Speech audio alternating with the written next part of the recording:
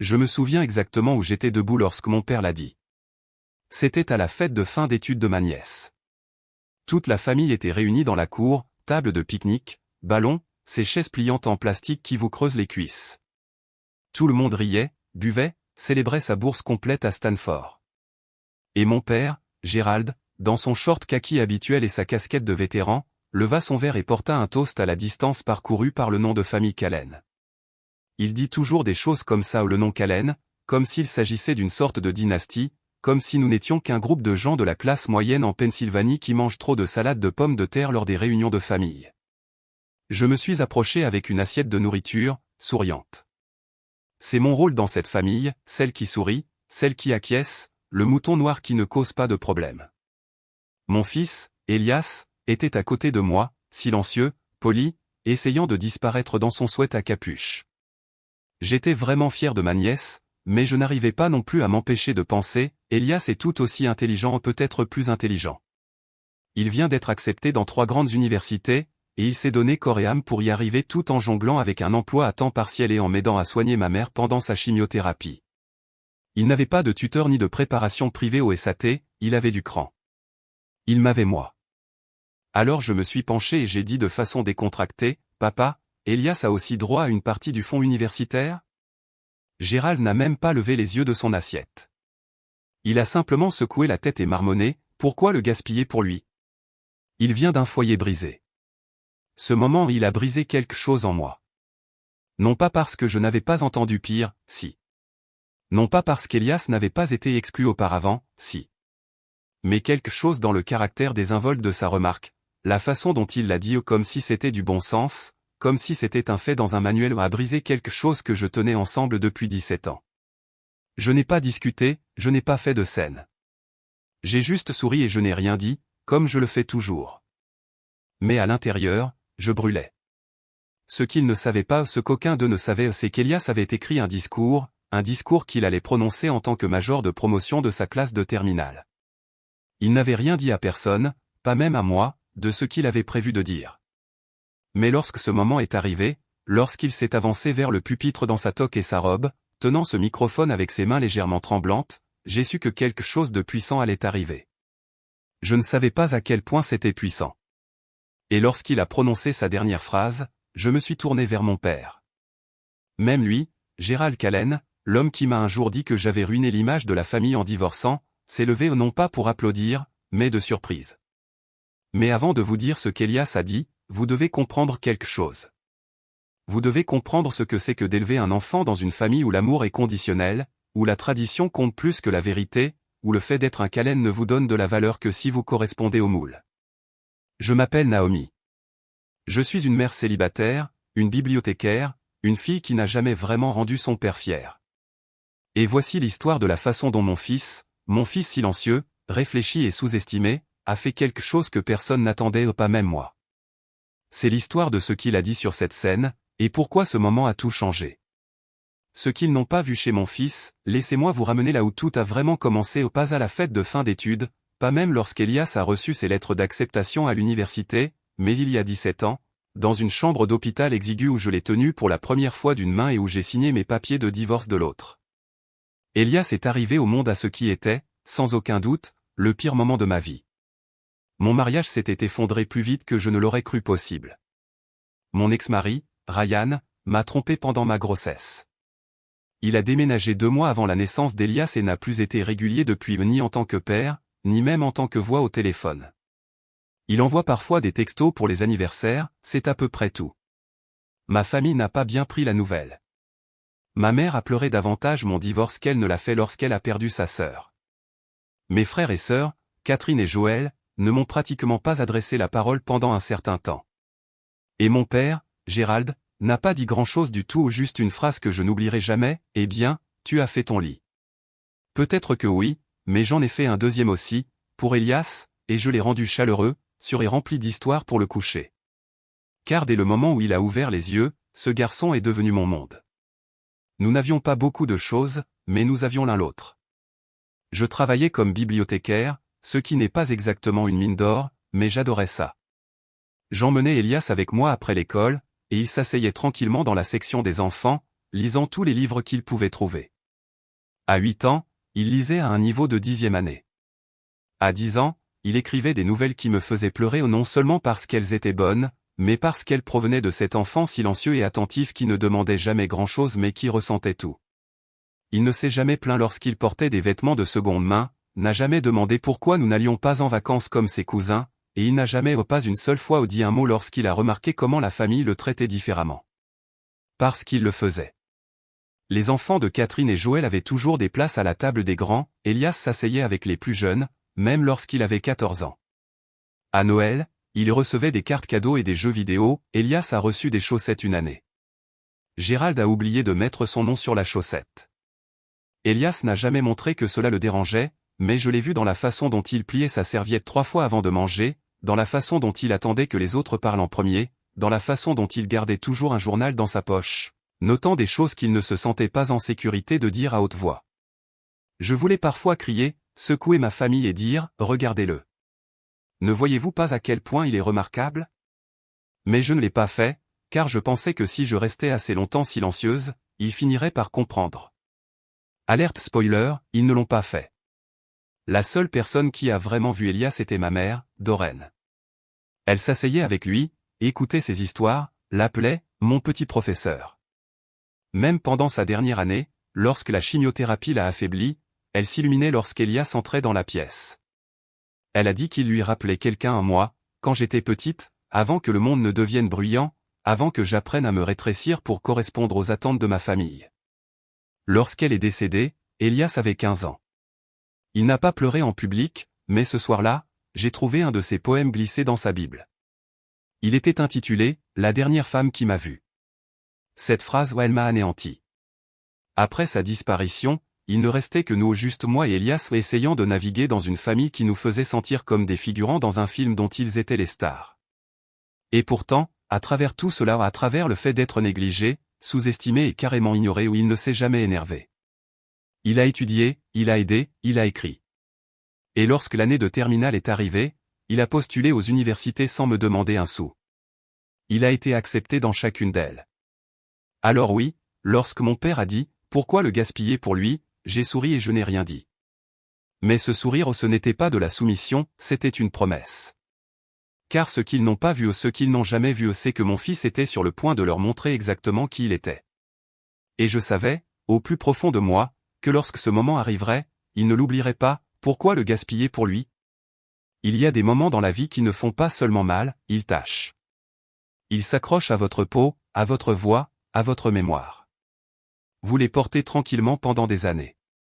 Ce moment dans la cour arrière de mon père, celui où il a rejeté tout l'avenir de mon fils en une seule phrase, était l'un de ceux-là. Pourquoi le gaspiller pour lui ? Il vient d'un foyer brisé. Il ne l'a pas dit avec colère, il l'a dit comme si vous parliez du temps, comme si la valeur d'Elias était simplement moins évidente, décidée. J'ai regardé mon fils, qui s'était figé en plein repas, sa fourchette planant au-dessus d'une assiette en carton de salade de pommes de terre et de côtes levées. Il n'a pas sursauté, il n'a pas pleuré. Il a juste baissé les yeux et a continué à manger au plus lentement cette fois. Je voulais prendre le verre de mon père et le lui verser sur les genoux. Je voulais me lever et crier « Tu ne le connais pas ». Mais je ne l'ai pas fait. J'ai appris dans cette famille que se défendre ne fait que leur donner plus de raisons de vous rejeter. Alors je suis restée assise, souriante, en train de bouillir. Plus tard dans la soirée, j'ai trouvé Elias dans sa chambre, en train de taper. Je lui ai demandé comment il se sentait. Il a dit « Bien ». Puis, un instant plus tard, « Penses-tu que c'est vrai ?» Cette question m'a blessé plus profondément que tout ce que Gérald aurait pu dire. Je me suis assise au bord de son lit, j'ai respiré et j'ai dit « Non, chérie. Ce qui est brisé, c'est leur façon de voir le monde, pas toi. » Il a hoché la tête, mais j'ai pu voir le doute ramper derrière ses yeux. Il était déjà en train d'enregistrer ce moment ou une autre marque dans le journal des choses que je ne dis pas à haute voix. Après cela, quelque chose a changé. Elias a commencé à travailler plus dur, à dormir moins. Il a toujours été intelligent, mais maintenant il était motivé, obsédé. Chaque bourse, chaque concours d'écriture, chaque devoir supplémentaire, il les pourchassait comme s'ils étaient de l'oxygène. Je craignais qu'il ne fuyait quelque chose, pas qu'il ne s'en approche. Un après-midi, Je suis rentré tôt du travail et je l'ai entendu pleurer derrière la porte de la salle de bain. Ce n'était pas fort, juste des sanglots silencieux, étouffés comme s'il essayait de ne pas les laisser sortir. Je n'ai pas frappé, je ne le pouvais pas. Je suis resté assise devant cette porte pendant 20 minutes avec ma main sur le sol, le cœur à la gorge, en pensant, combien de fois l'ai-je laissé se sentir seul juste parce que je ne voulais pas faire de vagues. Mais ensuite, lentement, j'ai vu autre chose se former. Il a recommencé à écrire non seulement pour l'école, mais pour lui-même. Il est resté après les cours avec son professeur d'anglais, qui m'a dit plus tard qu'Elias avait quelque chose de spécial, qu'il n'était pas seulement intelligent, mais qu'il était important, que ses mots avaient du poids. Un soir au dîner, Elias a dit, ils m'ont choisi pour « major de promotion ». J'ai laissé tomber ma fourchette non pas parce que j'étais surprise, il le méritait mais parce que je savais ce que ce moment signifiait, non pas seulement le titre, non pas seulement l'honneur, mais le microphone, la scène, la salle pleine des gens même qui le voyaient comme inférieur. Je lui ai demandé, « Qu'est-ce que tu vas dire ?» Il a souri, mais ce n'était pas un vrai sourire. « Je ne sais pas encore, » a-t-il dit, « mais je pense que je veux qu'il m'entende vraiment m'entendre. » Et juste comme ça, les enjeux ont changé. Il ne s'agissait plus de fonds universitaires. Oh, il ne s'agissait plus de Gérald, il s'agissait d'Elias qui trouvait sa voie dans une salle qu'il avait ignorée pendant 17 ans. Dans les jours précédant la cérémonie, j'ai continué à attendre qu'un membre de la famille prenne contact, pour les félicitations, pour dire quoi que ce soit. Mais personne ne l'a fait. Catherine a posté une photo de la robe de bal de sa fille, Joël a partagé une photo de son nouveau barbecue, mais personne n'a mentionné Elias pas une seule fois. Cela n'avait pas d'importance, car Elias ne cherchait plus leur approbation. Il écrivait son discours, et même s'il ne m'a jamais laissé le lire, j'ai vu l'intensité dans ses yeux lorsqu'il y travaillait, la façon dont il réécrivait chaque phrase, la façon dont il murmurait des phrases à lui-même lorsqu'il pensait que personne n'écoutait. Il était en train de construire quelque chose qui allait tomber comme un coup de tonnerre. Et j'avais le sentiment que ce ne serait pas poli, ce serait la vérité. Laissez-les vous entendre. Les jours précédant la remise des diplômes ont été étranges non pas de mauvaise façon, mais dans un sens de « calme avant la tempête ». Elias était calme, mais pas le genre de calme qui signifiait la paix. Il se déplaçait comme quelqu'un qui avait une mission, avec quelque chose enfoui juste sous la surface, attendant d'être libéré. Je lui demandais comment allait le discours, et il souriait de ce demi-sourire à lui, celui qu'il utilise lorsqu'il ne veut pas mentir mais ne peut pas dire la vérité non plus. « Ça avance », a-t-il dit. « Je veux juste que ça compte. » Compte ? Ce mot est resté avec moi, car je savais ce qu'il voulait dire. Il n'écrivait pas un discours pour cocher une case, il n'essayait pas d'impressionner un proviseur ou d'améliorer son CV universitaire. Il voulait dire quelque chose à tout le monde, à nous. Il en avait assez d'être invisible. La veille de la cérémonie, je l'ai trouvé assis sur le porche avec son journal sur les genoux, les yeux fixés sur les étoiles. Il semblait plus petit d'une certaine manière, plus jeune comme le petit garçon qui avait l'habitude de me demander s'il pensait que les arbres avaient des sentiments. Je me suis assise à côté de lui et j'ai dit, « Tu n'as pas besoin de porter tout ça, tu sais. » Il ne m'a pas regardé, il a juste dit, « Si je ne le dis pas maintenant, quand le ferai-je » J'ai hoché la tête. Alors dis-le au tout. Nous sommes restés en silence après ça. Il n'avait pas besoin de discours motivants, il avait besoin d'espace pour se tenir dans sa vérité, et je n'allais pas me mettre en travers de son chemin. Plus tôt dans la semaine, j'avais envoyé un courriel à la famille pour leur donner les détails de la cérémonie de remise des diplômes, heure, lieu, place assise. Personne n'a répondu au pas une seule réponse, pas même un « nous essaierons d'y être ». Je n'étais pas surprise, mais j'étais en colère. C'était l'un des plus grands moments de sa vie, et ils agissaient comme si c'était juste un jeudi ordinaire. Le matin de la cérémonie, Elias est sorti de sa chambre vêtu de sa toque et de sa robe. Il avait l'air vif, composé comme quelqu'un qui avait sa place devant une foule. J'ai pris une photo, il n'a pas souri. « Tu es prêt ?» lui ai-je demandé.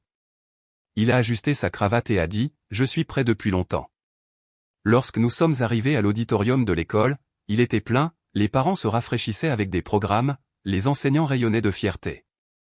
J'ai trouvé nos places et j'ai scanné la foule, et à ma grande surprise, je les ai vus la famille, Gérald dans sa chemise repassée et sa casquette de vétéran, Catherine les bras croisés, Joël regardant son téléphone. Ils étaient tous là, assis ensemble au troisième rang, comme s'ils avaient gagné le droit d'être au premier plan pour quelque chose qu'ils n'avaient jamais aidé à construire. Je ne leur ai rien dit, j'ai simplement emmené Elias dans les coulisses et j'ai serré sa main. Quoi que tu dises là-haut, ai-je murmuré, je serai fier. Il a hoché la tête, pas de peur dans les yeux, juste un but. De retour à ma place, je pouvais à peine respirer. Ils ont commencé à annoncer les élèves honorables, puis les prix. Le proviseur est monté sur scène et a présenté Elias comme major de promotion, sa moyenne pondérée cumulative, ses bourses, son acceptation à Northwestern. J'ai pu entendre la famille derrière moi faire des bruits discrets et impressionnés comme s'ils étaient surpris, comme s'ils ne s'y attendaient pas de sa part. Et puis Elias est sorti mon fils, les épaules en arrière, le menton haut, un journal à la main. Il n'a pas utilisé le discours préapprouvé, je l'ai remarqué tout de suite. Il a ouvert son journal à la place, a tourné une page et a regardé la mère de visage. Il a commencé par le rituel, remercier les enseignants, les élèves et le personnel. Puis la salle a changé. Il a fait une pause, a regardé directement le public et a dit, il y a des gens dans cette salle qui ne s'attendaient pas à me voir ici aujourd'hui ou des gens qui pensaient que je ne valais pas l'investissement, que le fait de venir d'un foyer brisé m'avait brisé aussi. Mais j'ai appris quelque chose, vous n'avez pas besoin de venir d'une famille parfaite pour construire un avenir puissant. Une onde a traversé la foule, mon cœur a martelé dans ma poitrine. Il a continué, la voix stable, les yeux fixés sur les gens qui avaient essayé de l'effacer, certains d'entre nous naissent sous les applaudissements, certains d'entre nous doivent gagner chaque applaudissement. Mais cela ne nous rend pas moins, cela nous rend forts. Je me suis tourné vers mon père. Il ne souriait pas, il n'applaudissait pas, il ne faisait que regarder, les bras croisés, les lèvres serrées. Bien. Laissez-le ressentir ça. Parce qu'Elias n'avait pas fini. Et à ce moment-là, j'ai réalisé quelque chose, ce n'était pas de la vengeance, ce n'était pas de la rébellion, c'était un règlement de compte. La phrase qui a fait taire la salle, il y a un moment où quelqu'un entre pleinement dans ce qu'il est qui donne l'impression que le temps ralentit, que l'air devient plus lourd, le silence plus profond. C'est à ce moment-là qu'Elias s'est tenu là, son journal ouvert, les yeux fixés sur la foule. Il ne lisait pas un discours, il délivrait une vérité, et il le faisait avec toute la force tranquille qu'il avait construite au fil des années où il avait été négligé. Il y a des gens, a-t-il répété, qui ont dit à ma mère que je ne serais jamais assez, qu'elle m'avait échoué simplement en m'élevant seule. Mais elle ne m'a pas échoué, elle s'est battue pour moi. Elle m'a appris à me tenir droite sans applaudissements, à travailler dur lorsque personne ne regardait, à croire en moi lorsque les gens qui étaient censés le faire ne le faisaient pas. On pouvait entendre le changement dans la salle. Le public, principalement des parents et des enseignants, s'est penché en avant, quelques-uns ont halté, quelques-uns ont essuyé leurs yeux. Et pourtant, ma famille n'a pas bougé. Gérald regardait sans expression, Catherine jeta un coup d'œil de côté à lui, Joël s'est penché en arrière sur son siège comme si c'était une représentation qu'il ne voulait pas admettre qu'il regardait. Mais Elias n'a pas bronché. Il s'est tenu avec le calme de quelqu'un qui n'avait plus rien à prouver et tout à dire. J'ai passé des années à penser que le silence signifiait la paix, a-t-il poursuivi, que si je baissais la tête, peut-être que je gagnerais ma place, que si je travaillais assez dur, peut-être que je cesserais de me sentir comme un invité dans ma propre famille. Mes mains tremblaient sur mes genoux. Et puis il a dit, j'ai réalisé quelque chose d'important, vous n'attendez pas d'être invité à occuper de l'espace dans ce monde, vous le revendiquez, vous le construisez, vous le possédez. J'ai regardé autour de moi. Les parents acquiesçaient, les enfants chuchotèrent, quelques enseignants essuyaient leurs larmes. Et puis Elias a fermé son journal. Il a levé les yeux, et cette fois ses yeux ne scrutaient pas la salle, ils étaient fixés, acérés comme un laser, directement sur un homme, Gérald. Et c'est à ce moment-là qu'il l'a dit, j'ai été élevé dans ce qu'on appelle un foyer brisé, mais les foyers brisés n'élèvent pas des gens brisés, ils élèvent des combattants, ils élèvent des auditeurs, ils élèvent des leaders, ils élèvent des fils qui grandissent pour se tenir ici aujourd'hui et faire écouter même les plus silencieux. Cela a résonné comme un coup de tonnerre. Il y a eu un moment, à peine un battement où personne n'a bougé, personne n'a applaudi. C'était comme si la salle avait collectivement inspiré. Puis les applaudissements ont frappé comme une vague. Les gens se sont levés, pas seulement une ovation debout polie, ils se sont levés comme si quelque chose d'important venait de se produire, comme s'ils savaient qu'ils avaient été témoins de quelque chose de plus grand qu'un discours de remise de diplôme. Et c'est à ce moment-là que cela s'est produit. Gérald s'est levé pas rapidement, pas de façon spectaculaire. Il s'est levé lentement, comme s'il ne savait pas s'il avait l'intention de le faire du tout, mais il s'est levé. Et pendant une seconde, juste une seconde, son visage s'est fissuré. Pas un sourire, pas de larmes, juste le plus petit éclair de quelque chose derrière ses yeux, le choc, la réalisation, peut-être même la honte. Mais pas la fierté, oh non, pas encore. Cela viendrait plus tard, peut-être. Mais à ce moment-là, Elias n'avait pas besoin de sa fierté, il avait déjà gagné. Après la cérémonie, je me suis promené avec Elias jusqu'à la voiture. Je m'attendais à ce qu'il soit bouillonnant d'adrénaline, fier, excité, mais il était silencieux, réfléchi, comme si la tempête était passée et avait laissé derrière elle des eaux calmes. « Ça va ?» lui ai-je demandé. Il a hoché la tête. « Oui. Je ne l'ai pas fait pour lui faire du mal. »« Je sais » ai-je dit. « Tu l'as fait pour te guérir. » Il a souri, juste un peu. Et peut-être que quelqu'un comme moi était assis dans cette foule ou quelqu'un qui avait besoin de l'entendre. Cette phrase m'a brisé, parce que c'est ce qu'est Elias, c'est ce qu'il a toujours été, pas en colère, pas amer, juste courageux. Plus tard dans la soirée, j'ai reçu un texto de Gérald. Il disait, il m'a surpris. Je l'ai regardé pendant longtemps, pas d'excuses, pas de reconnaissance de ce qu'il a dit tous ces mois-ci. Mais je n'en avais pas besoin. Elias avait dit tout ce qui devait être dit, et le monde a écouté. Ce que mon fils m'a appris sur la valeur. Vous penseriez qu'après un moment comme celui-là, après que votre fils se soit tenu sur une scène et ait dit la vérité à une salle pleine de gens qui ont passé des années à faire semblant qu'il n'existait pas, les choses changeraient du jour au lendemain. Mais ce n'est pas le cas, ou du moins pas en apparence. Gérald ne m'a pas appelé, il n'est pas venu après la cérémonie, il n'a pas embrassé Elias ou dit « Je suis fier de toi » ou « J'avais tort ». Cela aurait exigé plus d'humilité qu'il n'en a jamais montré dans sa vie. Ce qu'il a fait, c'est envoyer un texto, il m'a surpris. 3 mots, pas de ponctuation, pas de chaleur, mais d'une certaine manière, il semblait plus fort que tous les discours qu'il avait jamais prononcés lors de ses barbecues familiaux. Car pour Gérald Callen, c'était une fissure dans le mur, pas des excuses, mais peut-être une ouverture. Pourtant, je n'ai pas répondu. Cette histoire n'a jamais été à son sujet, de toute façon. Ce soir-là, Elias et moi étions assis par terre dans le salon, mangeant des plats à emporter et regardant son discours à nouveau sur une story Instagram. Quelqu'un avait filmé le tout et l'avait posté avec la légende « Meilleur discours de fin d'études que j'ai jamais entendu. Ce gamin va réussir ». La vidéo avait déjà des milliers de vues. J'ai regardé Elias et j'ai dit « C'est ton héritage maintenant ». Il a haussé les épaules. Ce n'était qu'un discours. Non, ai-je dit, c'était une déclaration. Il n'a pas répondu tout de suite. Puis il a dit « Je ne l'ai pas fait pour lui, tu sais, ou pour eux. Je l'ai fait pour nous ou pour la version de moi que j'étais autrefois, celle qui pensait qu'elle devait se rétrécir pour s'intégrer dans cette famille. » C'est à ce moment-là que j'ai compris, cette histoire a commencé par le fait que j'essayais de protéger Elias pour qu'il ne se sente pas inférieur, mais au final, c'est lui qui m'a appris ce que signifie être entier. J'ai passé des années à supplier tranquillement d'être validé, essayant de ne pas contrarier mon père, de ne pas embarrasser la famille ou de rendre les choses plus difficiles pour Elias qu'elles ne l'étaient déjà. Je pensais que si je restais petite, il finirait par nous faire de la place. Mais Elias n'a jamais voulu de place à leur table, il a construit la sienne. Dans les semaines qui ont suivi la remise des diplômes, quelque chose a changé entre nous. Il y avait en lui un calme, une confiance ancrée que je n'avais jamais vue auparavant, comme si une tempête était passée à travers lui et avait laissé quelque chose de plus fort derrière elle. Il a fait ses valises pour l'université avec enthousiasme, pas avec des nerfs. Il a dit au revoir à sa chambre d'enfant comme s'il fermait un chapitre, pas comme s'il perdait quelque chose. Il ne fuyait pas la famille qu'il avait ignorée, il marchait vers la vie qu'il avait construite pas après pas, choix après choix, mot après mot. Et moi ?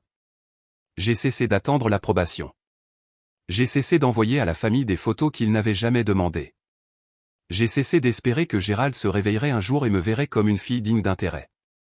J'ai cessé d'essayer d'expliquer le génie de mon fils à des gens qui étaient trop fiers ou trop aveugles pour s'en soucier.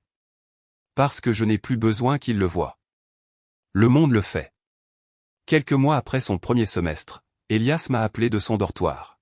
« Devine quoi » a-t-il dit. « Je viens de gagner le prix d'écriture des étudiants de première année. » « Bien sûr que tu l'as fait, ai-je dit, souriant au téléphone. C'était pourquoi. Il a fait une pause. Un essai sur le fait d'être élevé par une femme qui m'a appris que j'étais assez avant que quiconque ne le fasse. J'ai pleuré là, au milieu de l'épicerie, debout entre les pommes et le beurre de cacahuète. Parce que c'est la vraie fin de cette histoire, pas la vengeance, pas la validation, pas même la fierté, mais l'amour, un amour qui est silencieux et régulier et qui refuse d'abandonner même lorsque le monde vous dit de le faire, un amour qui élève un garçon pour qu'il devienne un homme qui connaît sa propre valeur si profondément que même le rejet le plus froid ne peut pas la briser, un amour qui n'avait pas besoin de fonds universitaires, juste de la croyance.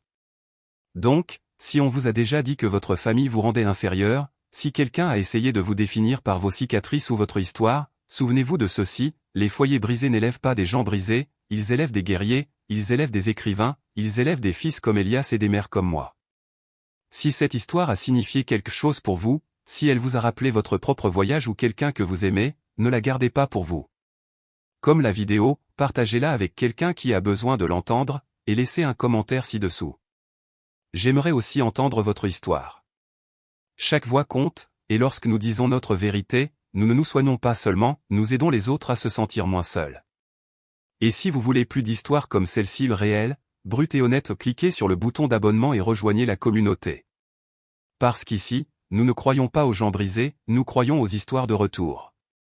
Merci de regarder, je suis ravi que vous soyez là.